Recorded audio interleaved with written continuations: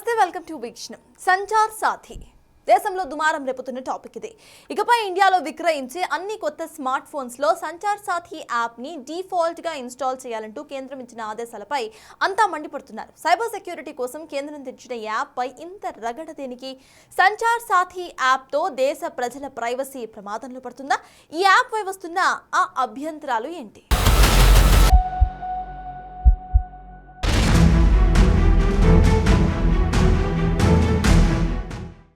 అడుగు వేస్తే కేంద్రానికి తెలిసిపోతుంది. ఫోన్లో ఫోటో తీస్తే ఢిల్లీకి వెళ్ళిపోతుంది. ఫోన్ మీ దగ్గరే ఉన్నా దానికి ఎన్ని రకాల లాక్స్ ఉన్నా యాక్సెస్ అక్కడుంటుంది. సంచార్ సాథీ యాప్పై ఇలాంటి డౌట్స్ బోలెడున్నాయి. అందుకే ఈ ఇష్యూ ఇంత దుమారం రేపుతోంది. ఇండియాలోని అన్ని మొబైల్ ఫోన్లలో ప్రభుత్వం రూపొందించిన సైబర్ సెక్యూరిటీ యాప్ సంచార్ సాథీని డిఫాల్ట్ యాప్గా ఇన్స్టాల్ చేసి ఇవ్వాలని కేంద్రం మొబైల్ తయారీ కంపెనీలను ఆదేశించింది. ఇప్పటికే మార్కెట్లో ఉన్న ఫోన్ల కోసం సాఫ్ట్వేర్ అప్డేట్ ద్వారా ఈ యాప్ను ఇన్స్టాల్ చేయాలని కంపెనీలను కోరింది. యూజర్లు ఈ యాప్ను తొలగించడానికి వీల్లేకుండా ఉండాలని సూచించింది. తమ ఆదేశాలను అమలు చేసేందుకు కేంద్రం 90 రోజుల గడువిచ్చింది. 120 రోజుల్లో దీనిపై రిపోర్ట్ ఇవ్వాలని స్పష్టం చేసింది. కేంద్రమిచ్చిన ఆదేశాలపై విపక్ష పార్టీలు గగ్గోలు పెడుతున్నాయి. పార్లమెంట్లోనూ ఈ అంశంపై తీవ్రస్థాయిలో చర్చ జరిగింది. కాంగ్రెస్, శివసేన, యూబీటీ, టీఎంసీ దీనిని తీవ్రంగా విమర్శించాయి. ఇది ప్రజల ప్రైవసీని దెబ్బతీసే యాప్ అంటూ మండిపడ్డాయి. Sir, this matter is a continuation of what is troubling the House here. There are many ways in which we disrupt democracy, and bringing about the Sanchar Sathi app is yet another instrument of diminishing the right of the citizen, as is the SIR. Nothing will go on record. కేంద్రం ఆదేశాల ప్రకారం కొత్త smart ఫోన్లలో Sanchar Saathi app pre install అయి ఉండాలి. Phone వాడకం మొదలుపెట్టినప్పటి నుంచే ఈ యాప్ పనిచేయాలి. ఫోన్ నుంచి ఈ యాప్ను తొలగించేందుకు వీలుండదని కేంద్రం తన ఆదేశాల్లో స్పష్టం చేసింది. దీనిపైనే ప్రతిపక్షాలు తీవ్ర ఆందోళన వ్యక్తం చేస్తున్నాయి. దేశాన్ని నియంతృత్వం వైపు తీసుకువెళుతున్నారని ప్రియాంక గాంధీ లాంటి వాళ్లు ఆగ్రహం వ్యక్తం చేశారు. ఇది పెగాసన్ ప్లస్ అని, మన ఫోన్ని, ప్రైవేట్ లైఫ్ని కూడా స్వాధీనం చేసుకుంటారని విమర్శిస్తున్నారు ఇంకొందరు నేతలు. సంచార్ సాథీ యాప్ మొబైల్ యూజర్ల కదలికలతో పాటు అందులోని మెసేజ్లు, కాల్స్ని కూడా మానిటర్ చేస్తుందని ప్రతిపక్షాలు ఆరోపిస్తున్నాయి. ఇదొక డిస్టోపియన్ టూల్ అని, ఇది ప్రతి భారతీయుణ్ణి మానిటర్ చేయడమే కాకుండా వారి ఆర్థిక, వ్యక్తిగత గోప్యత హక్కులపై దాడిగా వర్ణిస్తూ ఉన్నారు. ఇది రాజ్యాంగ విరుద్ధమని విమర్శిస్తున్నారు. డిపార్ట్మెంట్ ఆఫ్ టెలికాం మాత్రం సంచార్ సాథీ కేవలం ప్రజల సైబర్ సెక్యూరిటీ కోసం ఉద్దేశించింది మాత్రమేనని, ఇందులో ప్రైవసీ ఉల్లంఘన ఏమీ లేదు అని స్పష్టం చేసింది. అంతేకాదు, ఈ యాప్ యూజర్ డేటాని రక్షిస్తుందని తెలిపింది. అయినప్పటికీ సంచార్ సాథీపై అనేక అనుమానాలు, సందేహాలు ప్రజల్లో ఉన్నాయి. భారత్లోని అన్ని ఫోన్లలో సంచార్ సాథీ యాప్ని తప్పనిసరిగా ఇన్స్టాల్ చేయాలని ప్రభుత్వం ఆదేశించడంతో సోషల్ మీడియాలో చాలా మంది దీనిని పెగాసస్ స్పైవేర్తో పోలుస్తున్నారు. సైబర్ సెక్యూరిటీ కోసం కేంద్ర ప్రభుత్వం డెవలప్ చేసిన సంచార్ సాథీ యాప్ ఇప్పటికే ఆండ్రాయిడ్, ఐఓఎస్ యూజర్లకు అందుబాటులో ఉంది. దానిని ఇన్స్టాల్ చేసుకున్నాక మొబైల్ ఫోన్లో మెసేజ్లు యాక్సెస్ చేసేందుకు పర్మిషన్ అడుగుతోంది. అదేవిధంగా ఫోటో గ్యాలరీ, లొకేషన్ యాక్సెస్ కూడా అడుగుతోంది. ఈ పర్మిషన్లోకి అలో బటన్ క్లిక్ చేస్తేనే యాప్ పనిచేస్తుంది. సంచార్ సాథీ యాప్ ఇలా ఉండడంతో సోషల్ మీడియా యూజర్లంతా ఒక్కొక్కరు ఒక్కో విధంగా రియాక్ట్ అవుతున్నారు.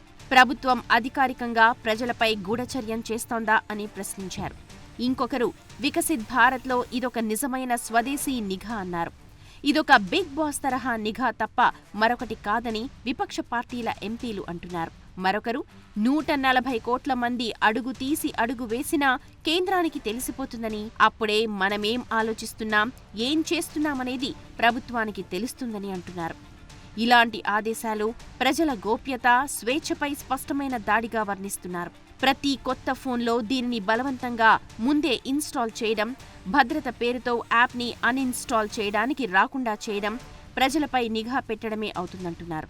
జనం ఫోన్ కాల్స్, టెక్స్ట్ మెసేజెస్, లొకేషన్పై అత్యంత దారుణమైన నిఘా అంటున్నారు.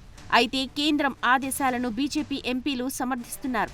సంచార్ సాథీ యాప్ వల్ల పబ్లిక్ ప్రైవసీకి ఎలాంటి ముప్పు లేదని, ప్రజల డేటా డిజిటల్గా సేఫ్గా ఉండేలా చూస్తారని అంటున్నారు.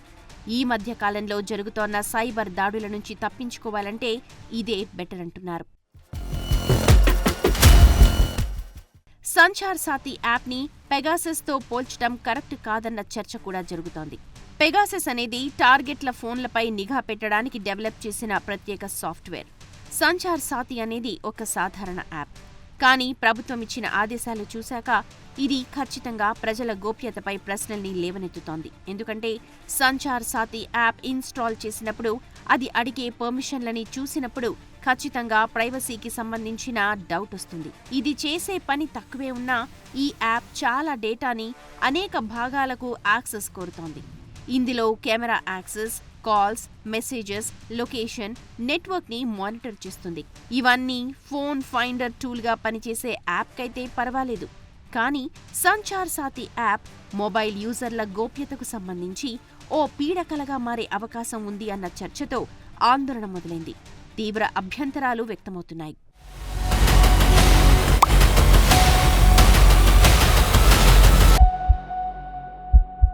సంచార్ సాథీ యాప్ని కేంద్రం అసలు ఎందుకు తీసుకురావాలనుకుంటోంది? ఈ యాప్ ఎలా ఉంటుంది? ఎగ్జాక్ట్గా దేనికోసం పనిచేస్తుంది? అసలు ప్రభుత్వం ఇచ్చిన ఆదేశాలని కాస్త లోతుగా పరిశీలిస్తే తెలుస్తుంది ఏంటి? సంచార్ సాథీ యాప్పై జనం ఆందోళన పడాల్సిన అవసరం ఉందా? ప్రైవసీపై దుమారం రేగిన తర్వాత కేంద్రం రియాక్షన్ ఏంటి?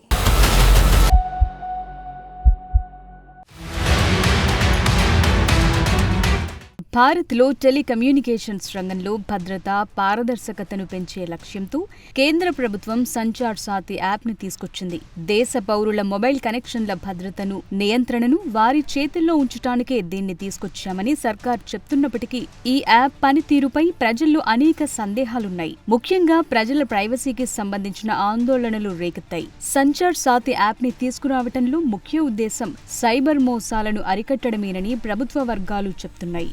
ఎవరైనా తమ ఫోన్ పోగొట్టుకున్నా, దొంగతనానికి గురైనా మొబైల్ ఫోన్లని ట్రాక్ చేసి వాటిని అన్ని నెట్వర్కుల్లో బ్లాక్ చేయొచ్చంటున్నారు. ఇది మొబైల్ దొంగతనాలకు వ్యతిరేకంగా ఓ శక్తివంతమైన టూల్గా పనిచేస్తుందని చెప్తున్నారు. అంతేకాదు ఫేక్ డాక్యుమెంట్లు ఉపయోగించి తీసుకున్న మొబైల్ కనెక్షన్లని, ఒకే వ్యక్తి పేరుపై అక్రమంగా తీసుకున్న అనేక కనెక్షన్లను గుర్తించి వాటిని డిస్కనెక్ట్ చేస్తారు. తమ పేరు మీద ఎన్ని సిమ్ కార్డులున్నాయో తెలుసుకునే వెసులుబాటు కూడా ఉంటుంది.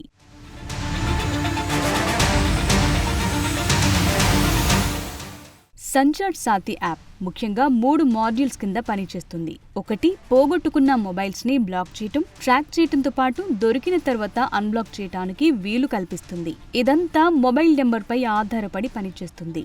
సిమ్ కార్డుల అమ్మకాల సమయంలోనూ మోసాలను తగ్గించడానికి, టెలికాం డీలర్ల వివరాలు ధృవీకరించడానికి, తనిఖీ చేయటానికి ఉపయోగపడుతుంది. టెలికాం శాఖ సైబర్ క్రైమ్, ఆర్థిక మోసాలను అరికట్టేందుకు టెక్నాలజీ ఆధారిత పరిష్కారాలను అమలు చేసేందుకు ప్రయత్నిస్తుంది. అయితే కేంద్రం ఉద్దేశం ఎలాంటిదైనా, టెక్నాలజీ ఎంత ఉపయోగకరమైనదైనా ప్రైవసీకి సంబంధించిన ఆందోళనలు తలెత్తుతున్నాయి.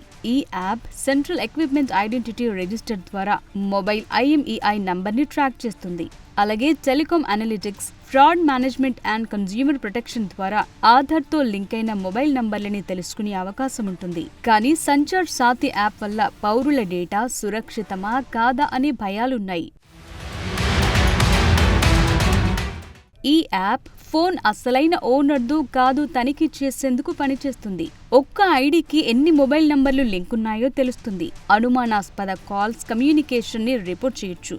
దొంగిలించబడిన ఫోన్లని ట్రాక్ చేసేందుకు పోలీసులకు సమయం పడుతుంది. ఇదే సమయంలో మరో ఆందోళన కూడా ఉంది. ఈ యాప్ ఫోన్ నుంచి చాలా డేటాని యాక్సెస్ చేస్తుంది. అందులో కాల్ లాగ్స్, మెసేజ్లు, వీడియోలు, ఫోటోలను రికార్డ్ చేసేందుకు కెమెరా యాక్సెస్, నెట్వర్క్ సహా వివిధ పర్మిషన్స్ ఇవ్వాల్సి వస్తుంది. ఈ యాప్ ని ఇన్స్టాల్ చేసి రిజిస్టర్ అయితే ఇది మొబైల్లోని IMEIని CEIR తో కలుపుతుంది. ఇది భారతదేశంలోని ప్రతి చట్టబద్ధమైన మొబైల్ ఫోన్ను రికార్డ్ చేసే సెంట్రల్ డేటాబేస్. అందుకే ఇంత దుమారం రేగుతోంది. ఒకవేళ ఫోన్ దొంగతనానికి గురైతే యూజర్లు ఈ యాప్ ద్వారా దాన్ని బ్లాక్ చేసుకునే వీలుంటుంది. అప్పుడు CEIR వెంటనే అన్ని నెట్వర్కుల్లో IMEIని పరిమితం చేస్తుంది. సిమ్ మార్చినా మొబైల్ వాడటానికి రాకుండా చేస్తుంది. ప్రభుత్వ డేటా ప్రకారం సంచార్ సాథి యాప్ ద్వారా ఇప్పటికే దొంగతనానికి గురైన 7 లక్షల కంటే ఎక్కువ ఫోన్లని ట్రాక్ చేశారు. దాదాపు 37 లక్షల వరకు దొంగతనానికి గురైన ఫోన్లని బ్లాక్ చేశారు. 3 కోట్ల దాకా మోసపూరిత మొబైల్ కనెక్షన్లని రద్దు చేశారు.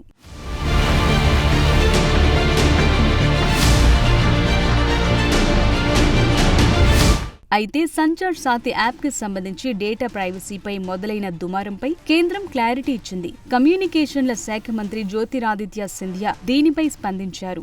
ఈ యాప్ ని వాడాలనుకోకపోతే మొబైల్ వినియోగదారులు దాన్ని తొలగించే ఆప్షన్ ఉందన్నారు. డిలీట్ చేయాలనుకుంటే చేసేయొచ్చన్నారు. ఫోన్ కున్నప్పుడు ఎన్నో యాప్లు ముందుగానే ఇన్స్టాల్ అయి ఉంటాయని, వద్దనుకుంటే వాటిని తొలగించుకుంటాం కదా అని చెప్పారు. ఇది యూజర్ల రక్షణకు సంబంధించిన అంశమని, ఇందులో తప్పనిసరి ఏమీ లేదన్నారు. సంచార్ సాథి యాప్ లో రిజిస్టర్ కాకపోతే అది పని చేయకుండా ఉంటుందన్నారు. డిలీట్ చేసుకోవచ్చని స్పష్టం చేశారు. అయితే సైబర్ మోసాల నుంచి తమని తాము రక్షించుకోవడానికి ఈ యాప్ తీసుకొచ్చినట్లు తెలిపారు. ఈ యాప్ డేటా ప్రైవసీకి ప్రాధాన్యత ఇస్తుందని, కేవలం మోసాలను అరికట్టడానికి మాత్రమే తయారు చేశామని కేంద్రం స్పష్టం చేసింది.